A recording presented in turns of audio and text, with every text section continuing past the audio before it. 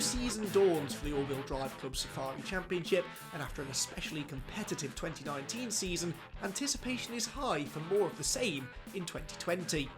Lots of familiar faces are set to return this year, as well as one or two newcomers looking to learn and become more competitive as the year goes on.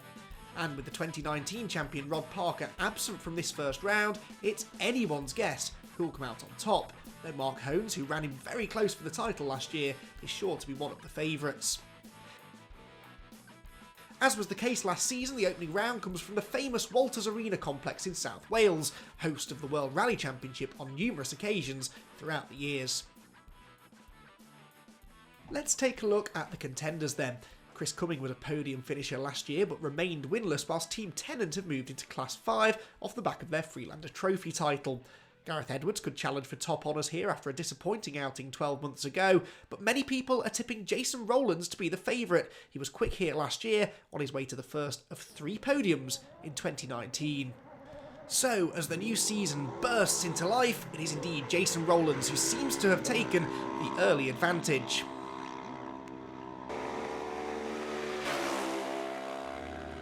Filthy conditions here at Walters Arena to start the day, but Rowlands is able to overcome them to set the fastest time on 2 of the first 3 runs of the day. Jason finished 3rd on both of the Walters Arena rounds last year, missing out on the second step of the podium by just 7 seconds on the first of those occasions. He knows that a rapid start to the event is key to mounting a serious challenge for victory. And after a relatively cautious opening run, he's been on a charge through the rest of the morning, opening up a 50-second lead after the first 3 passes. Jason's closest rival so far, though, has been Chris Cumming. The man who finished 2nd in the championship in 2019 is Chris Cummings in his Polaris XP Turbo. Chris, you've not done much to the car over the winter. You got some new competition in Class 5 with the likes of Philippa and James Tennant here at Walters Arena. You're looking forward to this? Yes, yeah, we are. The few new ones coming to Class 5, which is good. I think there'll be Bruce Mallet as well for the next round.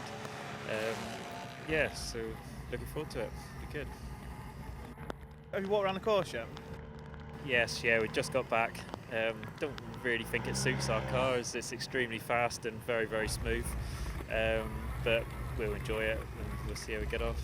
The first 3 miles are really, really rough and tight, so that's probably where you can gain some ground on the bigger vehicles. Yes, hopefully, but I wouldn't have said it was terribly rough, really. I drove around in a Freelander with road tyres, so it's not that bad. No, not at all. We know what you're capable of. Hopefully we'll see you with a smile on your face at the end of this weekend. Good luck. Hopefully. Thank you. Well, Chris won't be too disappointed with 2nd position early doors, but breathing down his neck are the Bakewells, who finished 3rd overall in last year's championship, taking the Class 9 title in the process. They're currently leading that class again this weekend, but right now have their sights set firmly on Cumming, who's only 4 seconds ahead of them after the first 3 runs, in a battle reminiscent of the one we enjoyed here 12 months ago. On that occasion, Chris beat them to 7th position by just 18 seconds. This time, though, podium positions are on the line. A solitary overall podium at Minehead for the Bakewells last year is something they're keen to replicate this weekend if they can, but as the course gets rougher and rougher as the day goes on, will they be able to keep up the impressive early pace? To hold on to this early podium place, though, one man they'll definitely have to watch out for is one of last year's championship contenders, Mark Hones. Joining me now is Mark Hones. Now, Mark, you gave Rod Parker a good run for his money, and in fact, you were quicker on most events. Unfortunately, it was the drive shaft from the gearbox to the diff which let go and sort of ruined your year, should we say. We're here at the first round of Walters Arena for the all-wheel drive club. Rain's just started pouring down. It's a good course which should suit your car. Looking forward to this. Absolutely, yeah, fantastic. Walked the course yesterday. Took quite a few hours to walk it, but it's great. Yeah. Where's your main competition going to be this year? No Rod Parker, obviously. The courses. And you? Yeah, I'm a navigator. Well, everything seems to be coming together nicely so far. 4th position after 3 runs is already an improvement on this event last season. Despite finishing 2nd here at the end of the year, the 2019 season opener was a bit of a disaster as Mark languished down in 10th position in the final classification. At least 2020 seems to be getting off to a better start for one of the pre-season championship favourites.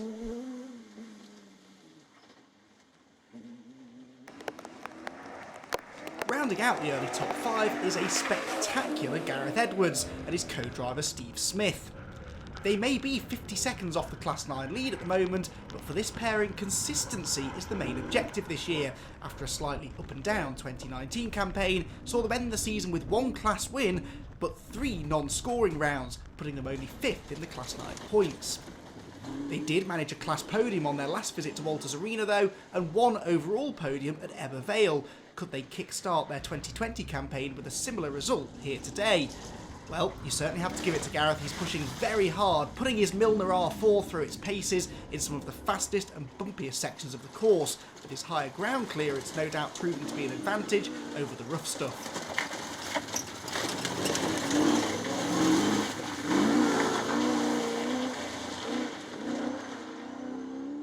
He is set to have some company in that fight for the class podium though, in the shape of a returning name to Safari competition. Joining us here at the first round of the all-wheel drive club at Walters Arena is Rob Bull. Rob, you've not raced for nearly 12 months now. You're here for a shakedown, ready for the season. You're looking forward to this here at Walters? Yeah, I am. I walked the course yesterday and yeah, nice flowing course. Nothing too off-roady or dramatic, so it should be pretty good, hopefully. Yeah, I think it's the start that's the more technical bit, especially that tight right-hander next to the fence over there. Yeah, it's all that. Yeah, exactly. Yeah, just not go too mad into that one. You're up in the fence, I think. Yeah. You will. And then it opens up. You've got some steep climbs, but it's flat, so it's going to suit the powered vehicles down to the ground, isn't it? Yeah, it is, isn't it? Yeah, definitely. Yeah, it will do. Yeah, looking forward to it. And plenty of competition here. Where do you see yourself finishing, or is it just a finish?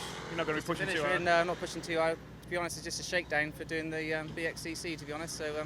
Yeah, that's the reason for doing it. As soon as that green light goes off and you put your foot down, that's going to change. Yeah, probably, yeah. Yeah, I forget about all that, wouldn't I? And then just go for it then, probably, know me. Yeah. All right, well, good luck. Ranger's coming now. Yeah, typical, isn't it? Thank you, yeah, cheers. One of the most impressive performances this morning has been that of Ben West, your early leader in Class 6.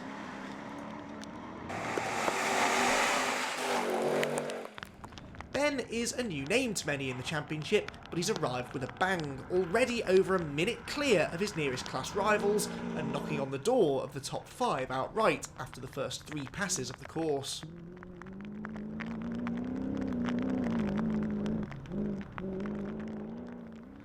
Class 6 was dominated last year by Del Wheeler, who proved the importance of consistency as he won just 1 event all year compared to Scott Benwell's 4. With the majority of last year's contenders either absent or struggling this weekend, it has opened the door for a surprise result, but this is still an enormously impressive start for Ben. Class 7 wasn't always the best supported class in 2019, so it's great to see almost double the cars entered for this event than we had this time last year.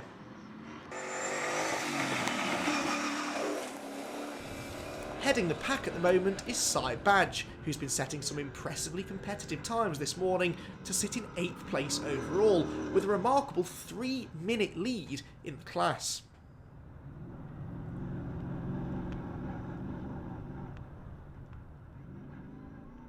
Whether he can keep that up for the remainder of the day remains to be seen, but for the time being at least, he's proving to be untouchable.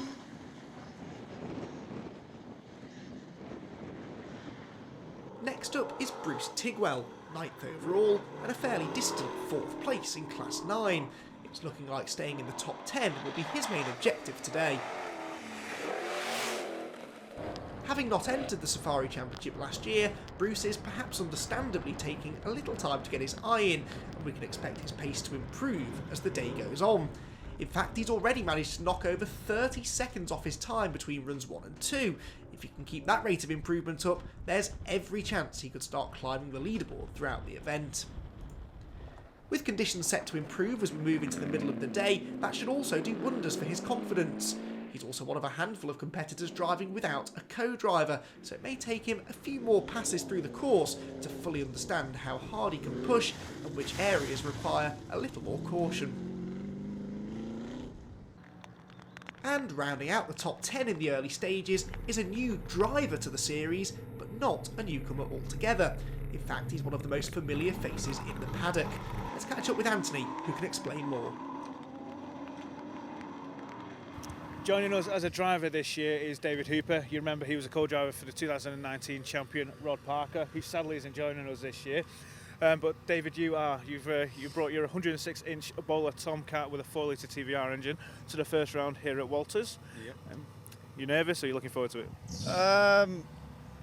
Yeah, not really nervous because I'm not entering the championship this year. We're just testing this round to do the British. So yeah, I've got to make sure it's a test, not a race. Yeah, you got an interesting field. You're actually running in Class 6 with the likes of Mick Chick, so it's a tough field. Where do you want to be at the end? Well, I want to beat Mick, you know that. Mick wants to beat me. Yeah, it'd be good. We've never raced actually against each other on the same day, so hopefully I pip him. 106 inches, that's an interesting number. Why is it that length? We raced, we used to do with the All-Wheel Drive Club in 2016 in our 88-inch, which Victoria's got now. That was ours, and we done the Borders Hill Rally. It's a bit twitchy, 95 mile an hour on the long stuff, so there and then I was like, really enjoyed Hill Rally, so sold it, and here she is. A bit longer for stability, basically. It made a difference as well. Yeah, a bit harder in the tight stuff, but yeah, when you open up, it's not too bad. Well, good luck for this weekend. It's going to be a tough one. Hopefully we'll see you at the end. Yeah, cheers, Anthony. Thank you.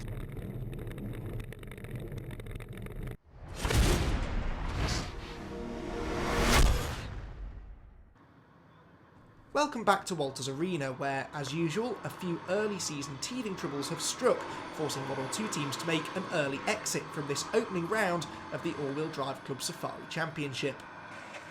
Tim Pink was something of a revelation in the back half of 2019, taking Class 4 podiums in the last 3 events on the trot, including a win at Ebbw Vale.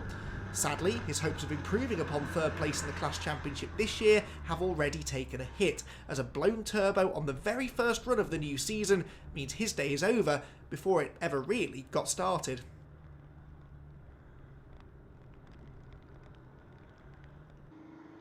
Whilst Team Pink were at least able to limp through the opening test to diagnose the problem in the paddock, newbie Robert Jones wasn't so fortunate.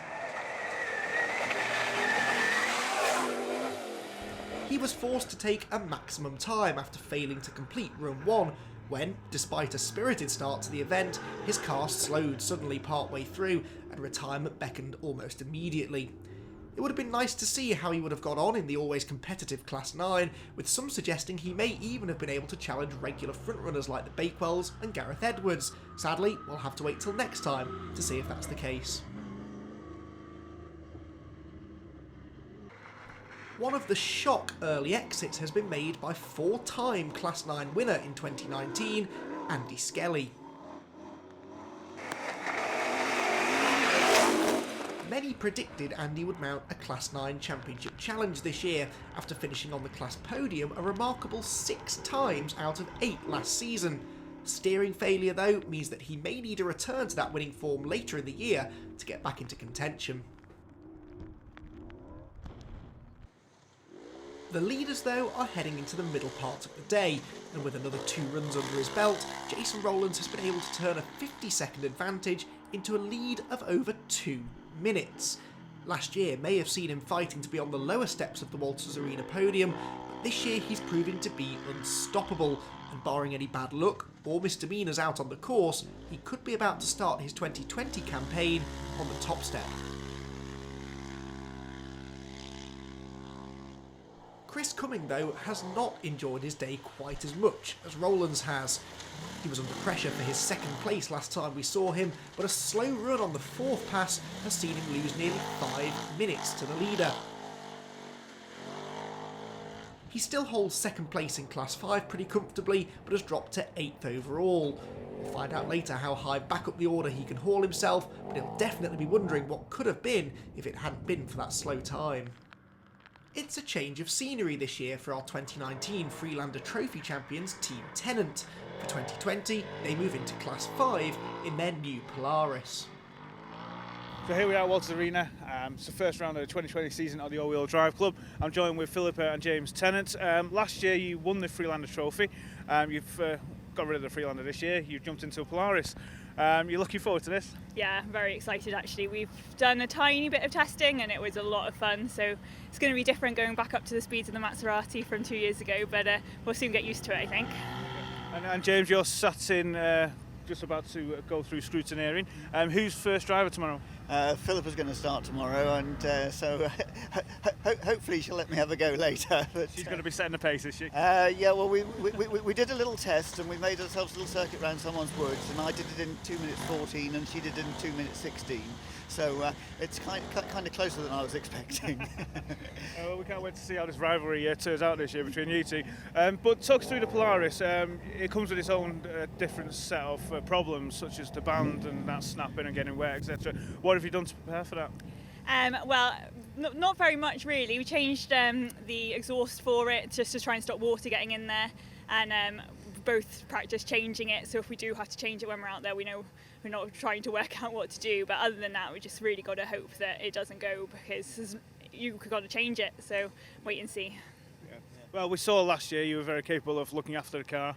It got to the end in one piece pretty much, and hopefully we can do the same with this. Yeah, hopefully, as long as I get back in after first stage. I think that's the important bit. Who are you concerned about in the Class 5 Championship this year? I just hope that we're not trailing down at the back. If we can be competitive time-wise, that would be great fun. Okay, good luck. Thank you very much. Cheers, thanks. Fourth in Class 5 is Matthew Hall, someone hoping for considerably better fortune at Walters Arena than he had last year. He was the last Class 5 car home here 12 months ago and didn't even finish the final round of the championship here. Today hasn't all been plain sailing either. A slow time on run 2 saw him drop around 7 minutes, but after that he's been incredibly consistent, chipping away at his times and setting his fastest run of the day so far on run 5. As the conditions improve, he could get even faster, so Team Tennant's podium place might not be so secure just yet.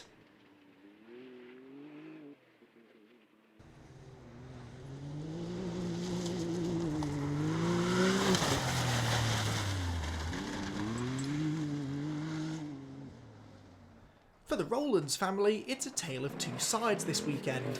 Jason may be leading comfortably at this stage, but his father Paul could easily have been up there with him on the podium. His first 2 runs were very competitive, enough to put him within 30 seconds of the lead, but then a disastrous third run, where he was over 16 minutes slower than his son's time, meant he dropped way out of contention. There have been conflicting reports regarding Paul's time loss. Official word is that a belt slipped off requiring urgent repairs, but reports have been coming in claiming he was seen collecting a picnic basket from the side of the road. The source of these reports is unknown for the time being, but if they're correct, that was one costly pit stop.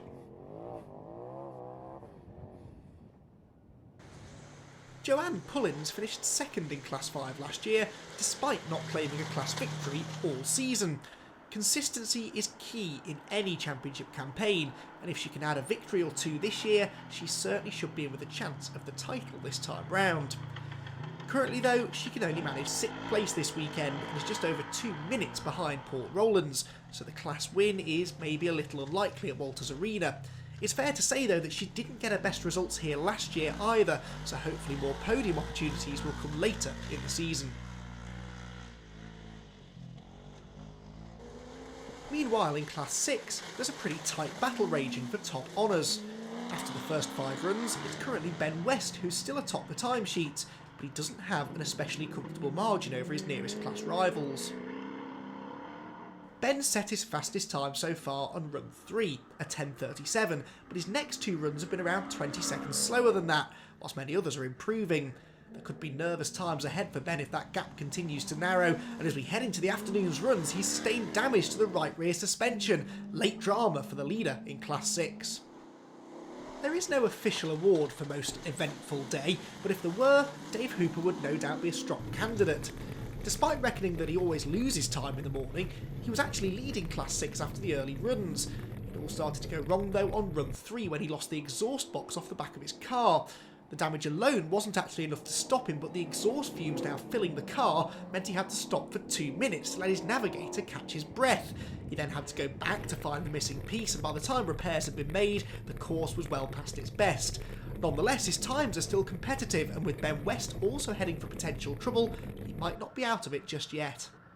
Leighton Dodds and Martin Hayward won Class 6 last time we visited Walters Arena. In fact, it was their third class victory of 2019. However, 2 non-finishes earlier in the year meant they could only manage third in the Class 6 Championship. And third in Class 6 is exactly the position they occupy halfway through today's event as well, albeit 7.5 minutes behind second place David Hooper. Last year was a strong season all round for the pairing, who managed to scrape into the top 10 overall at the end of the season, pipping Richard Mayer-Barron to 10th place by a solitary point. It was a giant-killing performance that even saw them beat some of the most respected names from the higher classes. Today, though, looks like being a more modest result, although it's always good to start the season with a solid points haul.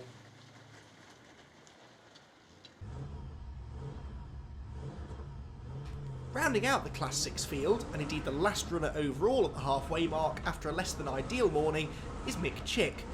And it's fair to say, he's got his hands full.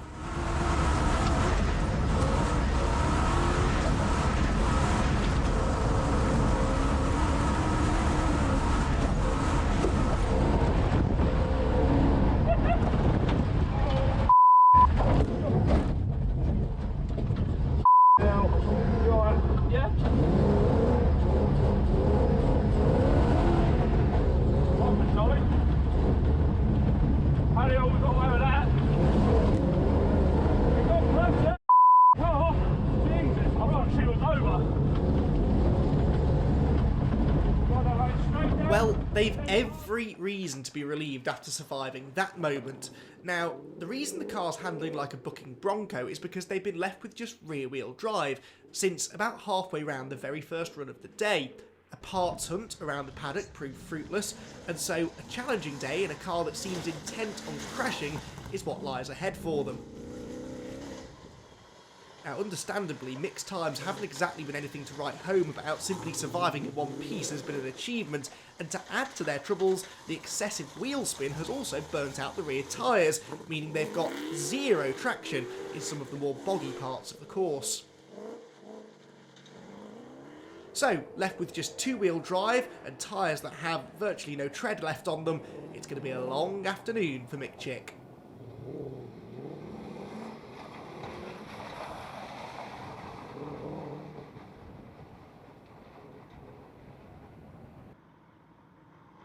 Lee Pritchard wasn't expecting to be in the driving seat this weekend, but when Karina James came down with the flu just before the event, he was only too happy to take over their Class 2 Mitsubishi.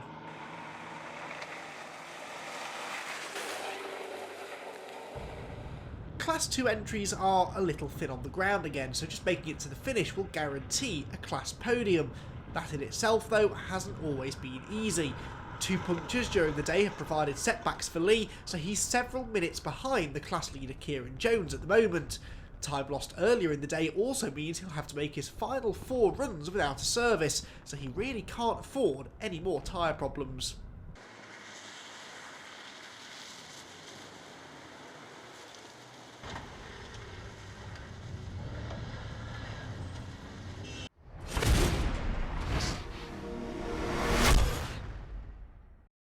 The Walters Arena complex in South Wales is playing host to the opening round of the 2020 All-Wheel Drive Club Safari Championship, and only a few runs remain for those vying for the top spots. For some, though, their season openers have ended prematurely, with a few more names being added to the retirements list, including the man who was almost guaranteed to win Class 1 this weekend. Now that may sound like a bold claim, but Luke Dodds was the only Class 1 entry at Walters Arena, meaning all he had to do was guide his Freelander safely through the course at which he took his sole victory of 2019, and he would be making another trip to the top step of the podium. Sadly though, that wasn't as easy as it sounded, as Luke failed to complete his 4th run of the day and was out before the halfway mark. It was a similar story in Class 3, where Nick Pritchard looked as though he was on course for a relatively comfortable class victory, having set the fastest time in each of the first 3 runs of the day.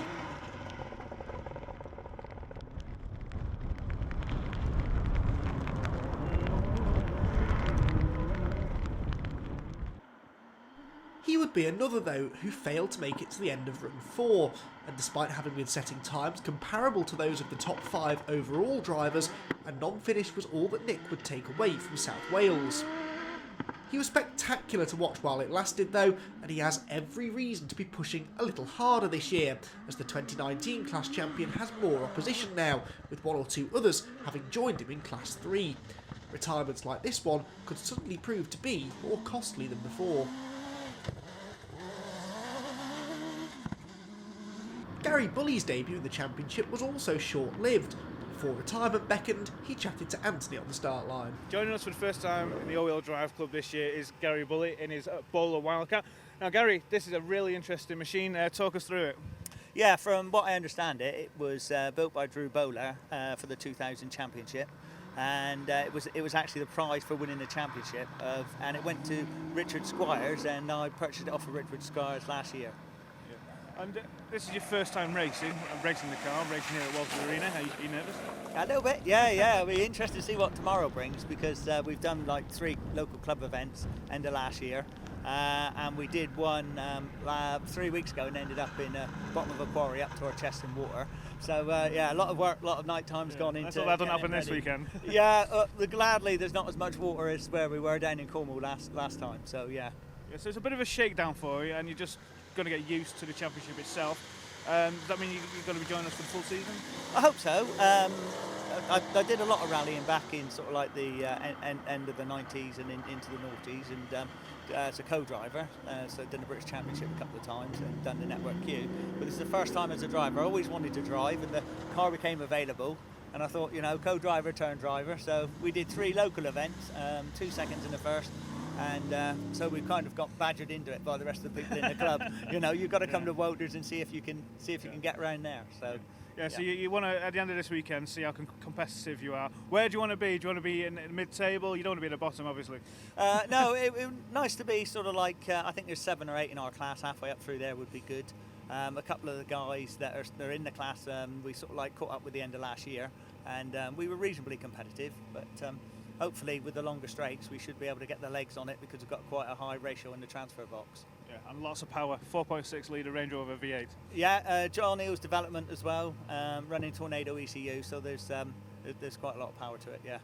Enough for me to get into trouble, to be honest. Well, you're smiling now, let's see that smile continue throughout the weekend. Good luck for your first event. Thank you very much, thank you. Back to the action now then, and moving into 11th place in the afternoon is Andrew Wirtz, who looks set to better his result from 12 months ago, not only in the overall rankings, but within Class 4 as well. He was the runner-up in class on that occasion, behind eventual champion Paul Hansen, but a strong and consistent day so far means he's comfortably ahead of his 2019 rival, with just a couple of runs still to go.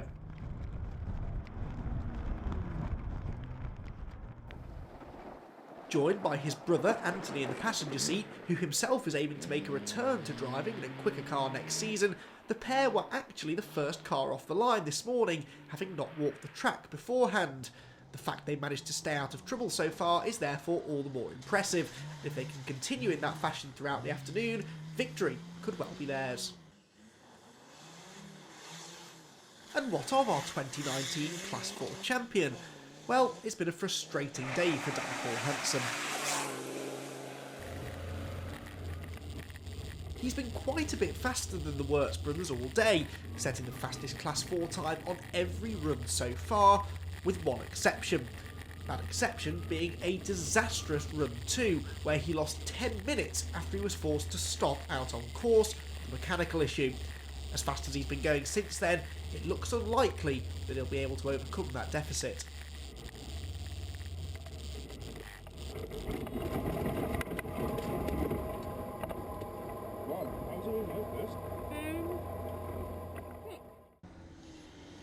The last Class 4 car still running is that of Tony Rooney. Tony was the Class 4 runner-up at the end of the season in 2019, albeit over 100 points adrift of champion Paul Hansen after failing to snatch a win all year. It was instead his consistency that allowed Tony to claim that second place in the championship, and it looks as though he may have to rely on that again this year to stay in contention. A class podium this weekend though should be his, as long as he makes it to the finish in one piece.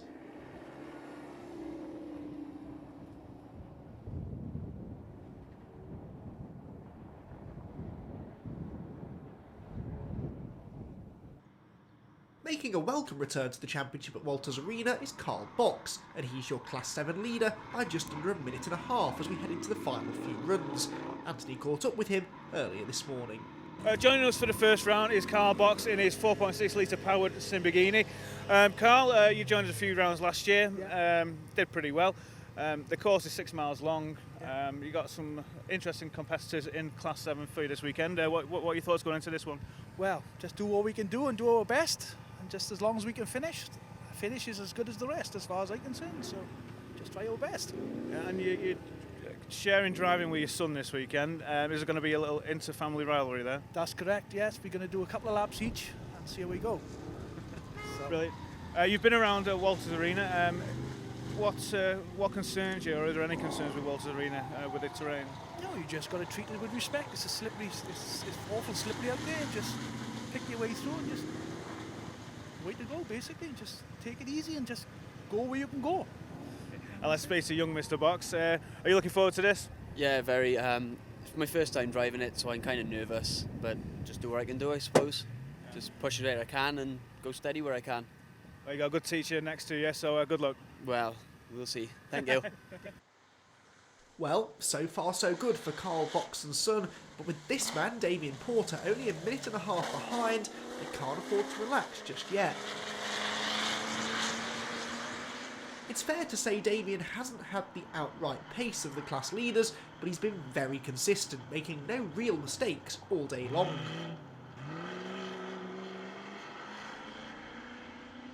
With a healthy cushion over third place, he could elect to back off through the final few runs, but if he keeps the pressure on the boxes in front, he might just be able to force a mistake out of them. Judging by the way he's wrestling the car through this chicane, it looks as though he's definitely still pushing on.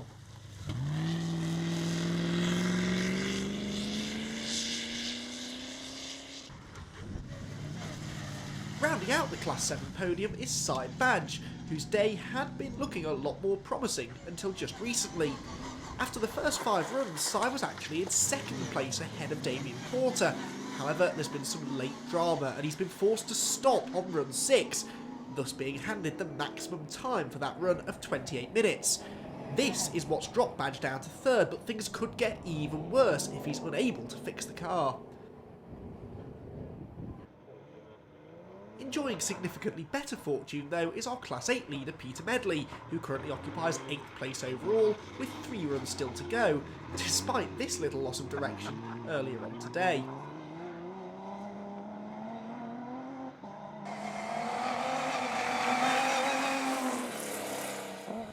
Once he found his way though, he's held that class lead by a pretty steady margin, more or less matching the times of his nearest rivals throughout. It's not uncommon to see Class 8 cars challenging for outright victory, but this weekend definitely seems to have favoured the lighter Class 5 buggies. Problems for some of the pre-event Class 8 favourites have also played into Peter's hands, and he's been there to pick up the pieces when things have gone wrong for others. He can't afford to let his foot off the gas just yet though, as there are still some rapid drivers not too far behind, with a 1 minute lead even at this stage not a guarantee of victory.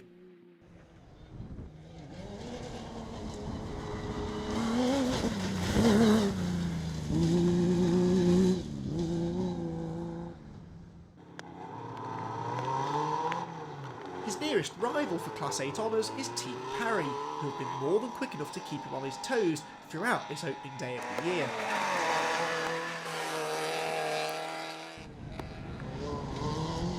They will no doubt be rowing a slightly sluggish start to the day, dropping over half a minute to the current class leader on run 1 alone. After that point though, they've got closer and closer to Medley's times, and could yet spring a surprise should Peter add his name to the list of drivers who've had problems.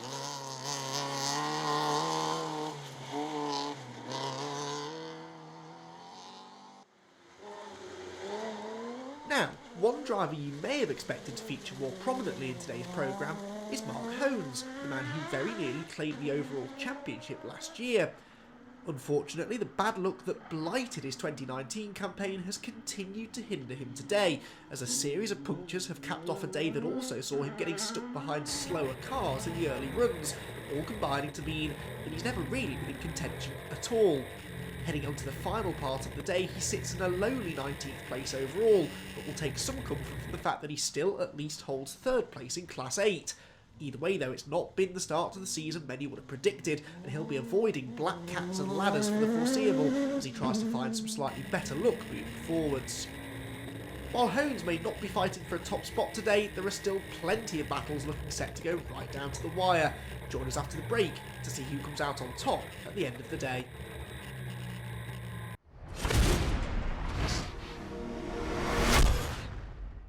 Welcome back to the All-Wheel Drive Club Safari Championship season opener here at Walters Arena, where we're now heading into the final part of the day's competition.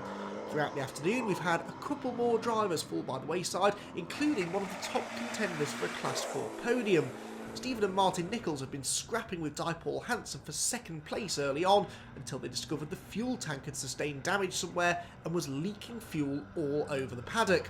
Unsurprisingly, this was enough to take them out of the event and out of the podium fight. Class 7 has proven to be one of the most entertaining classes to follow today, as no fewer than 4 different drivers have been in contention throughout the event, with 3 of them leading the class at one stage or another. One of those drivers was Rob Giles, who looked set to take full advantage when Cy Badge hit trouble whilst leading at the halfway mark, only to suffer retirement himself after the 5th run of the day. Now, Cy has also unfortunately not been able to get back on course either, meaning Carl Box has now been handed a comfortable margin heading into the final few runs.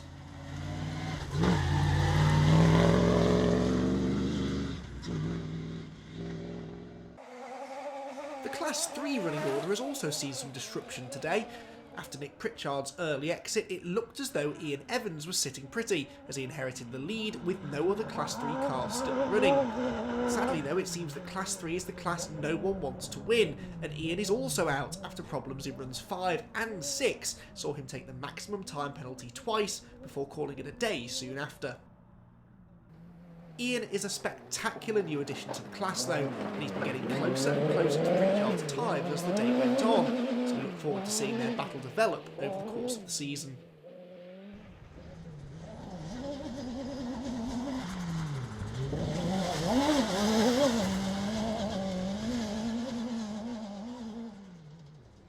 Out in front though, it's still Jason Rowlands, who enjoys a very healthy lead. Heading into the final run of the day, he's over 7 minutes clear of the rest and just needs to stroke it home to claim the victory. He set the fastest time of the day on run 4 at 9:22, but hasn't actually shown any intention of backing off since, his most recent time on run 8 being only 15 seconds off that blistering pace. He's been in a class of his own today, the only driver to set a sub 10 minute time, something he's been able to do on all but his first run.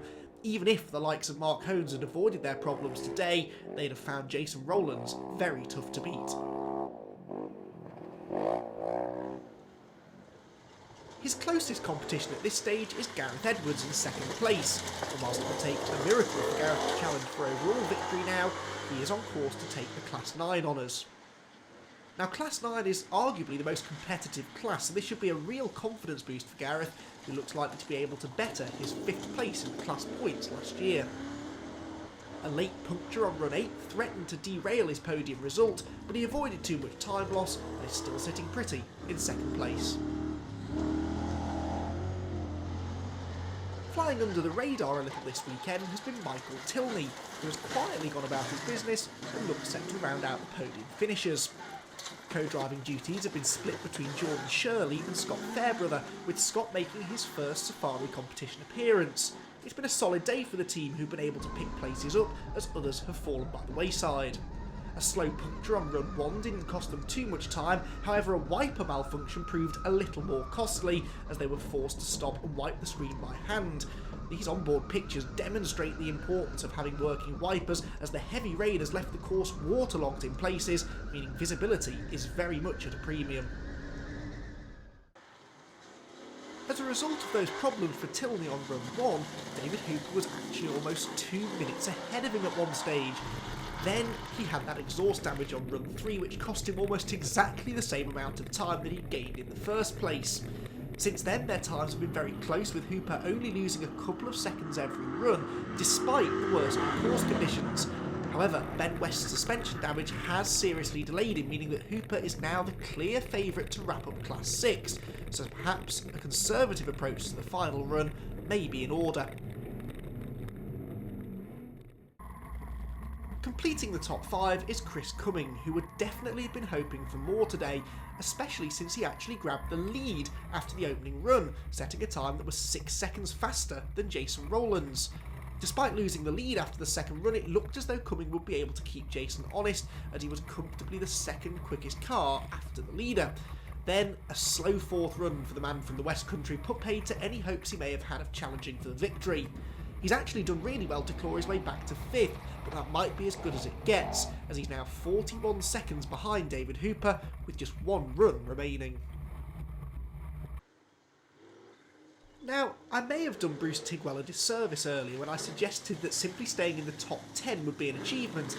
In actual fact, he's risen to the challenge wonderfully, improving to 6th outright and even moving into a class podium position, 3rd place in Class 9 heading into the final run. He moved into that 6th position after Ben West's dramas on the previous run, and it looks as though he should be far enough ahead now to maintain position to the finish. Either way, it's been a hugely successful return to competition for Tigwell, and we can't wait to see him back again in the future.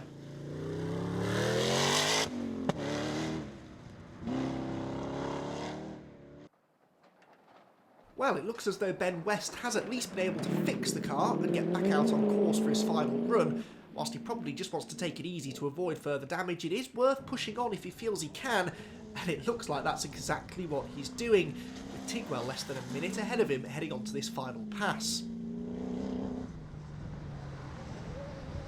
The class win looks like it's out of reach now, but all things considered, it could have been much worse for Ben, who'll be glad just to see the finish. One of the biggest improvers today has definitely been David Bakewell. After the morning runs, he was well outside the top 10 and only 6th in class. Now though, he's moved up to 8th position and 4th in Class 9, only 3 seconds behind Ben West now after his damage. He's also managed to knock nearly a minute off his time from the start of the day, setting a sub 11 minute time on run 6, whilst many others were falling by the wayside.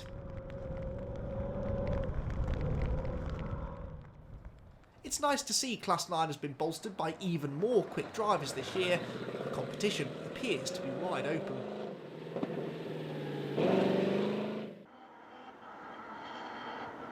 In Class 8, meanwhile, things are hotting up nicely heading into the last run of the day. Peter Medley is still your class leader, but now by a reduced margin, after a strangely uncompetitive 8th run where he saw 30 seconds of his lead disappear. If he can pick his pace up again and get back down to the times he was posting earlier on, he should be okay, but with a much reduced cushion now, the pressure is on for him not to make any more mistakes.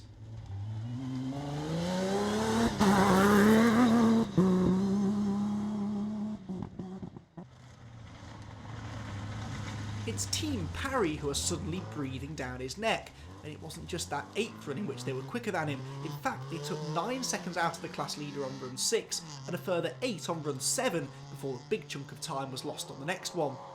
Now, they're still 40 seconds adrift, but it is possible that Medley's time loss could be due to some underlying problem.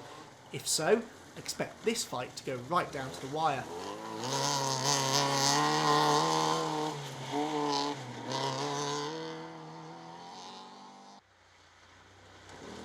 It looked as though Paul Rowlands had thrown away his chances of a top 10 after a very slow 3rd run saw him drop around 15 minutes. However, he's been driving the wheels off his Polaris through the afternoon, setting 4 consecutive sub-10 minute times, even getting within a couple of seconds of Jason Rowlands' times on more than one occasion. Despite this though, it looks like that top 10 may still elude him. He's 11th at the moment, but 5.5 minutes behind Team Parry's 10th place.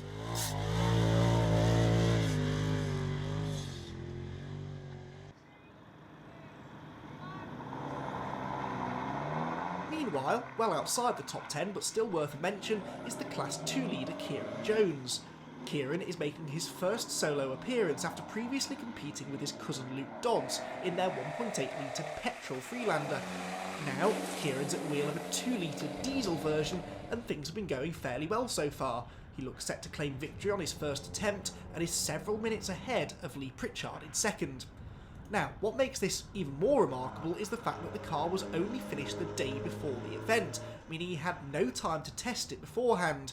As you'd expect, such a new car will always have a few teething troubles. He blew an EGR pipe on the very first run, leaving him with barely enough power to limp to the finish, and the clutch started slipping a little later in the day, while a couple of punctures in the afternoon led to more time loss. All things considered then, a class win would be well deserved, just for the hard work he's done to even get to this point.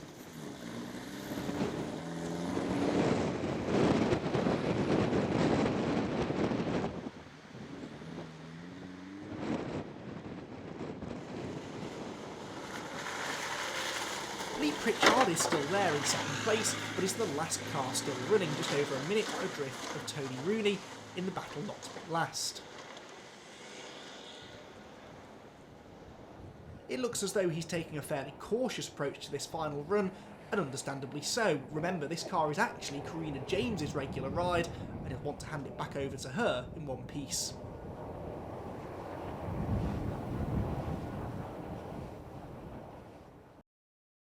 So with the last car now through, let's take a look at the final standings. Jason Rowlands takes a dominant victory to start the season, with Edwards and Tilney joining him on the podium. David Hooper hangs on to take Class 6, while in Class 8, Team Parry have managed to overhaul Peter Medley on the final run, with Medley dropping out of the top 10. Here's confirmation of the class winners then. Edwards' second place is enough for Class 9 victory, whilst Andrew Wirtz came home 12th to claim Class 4. There was late action in Class 7 too, with Carl Box failing to finish the final run, handing the win to Damien Porter. It's Jason Rowlands though who's the happiest man leaving Walters Arena. The early championship lead is his after a dominant performance in the opening round. We look forward to seeing you again for the next round, where we'll find out if Jason can keep this up and mount a championship challenge in 2020. Challenge.